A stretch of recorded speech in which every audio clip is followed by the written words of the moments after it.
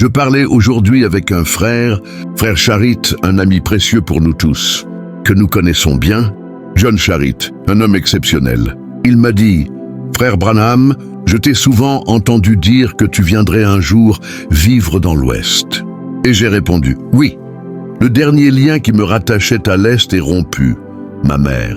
Elle est partie rejoindre Jésus il y a quelques jours. Ma belle-mère est décédée elle aussi. C'est vrai, nous cherchons un endroit où nous installer.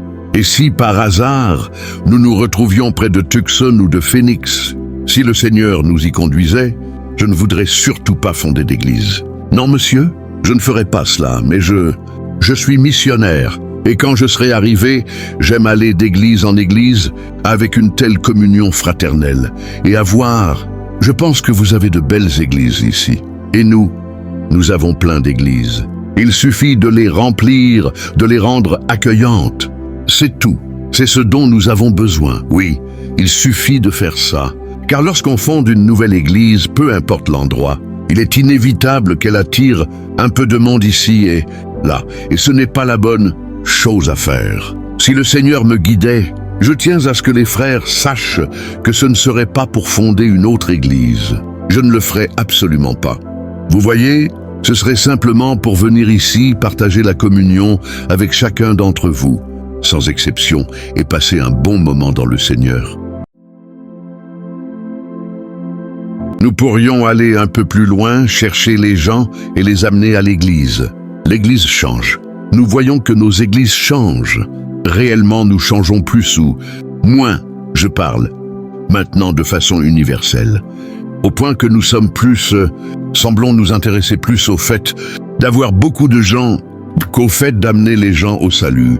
On dirait que chacun veut avoir le nombre le plus élevé, ou avoir la plus grande église, ou le plus grand bâtiment, ou fonder la plus grande dénomination, ou quelque chose de ce genre, au lieu de penser aux pauvres âmes perdues. C'est vraiment dommage, mais beaucoup d'entre nous le font.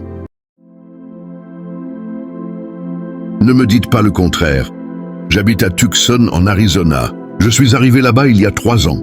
J'ai eu une rencontre avec le conseil des églises. Et j'ai dit, je ne suis pas du tout venu pour établir une église. Je suis venu pour fraterniser avec vous. Je suis venu pour vous aider. Je suis missionnaire, évangéliste, c'est ce que je fais. Ils ont dit, venez-vous vous installer ici pour établir une église? J'ai dit, non monsieur, je suis venu. Si je voulais une église, j'en ai une dans l'Indiana. J'ai dit, je suis venu ici parce que le Seigneur m'a conduit à venir ici par une vision. Je vais rester pendant quelque temps. Là, à moins qu'il me conduise ailleurs, mais je ne suis pas du tout venu pour établir une église. Je suis venu pour vous aider, vous les frères. Ça, c'est il y a 3 ans. Je n'ai pas reçu une seule invitation, nulle part. Pourquoi?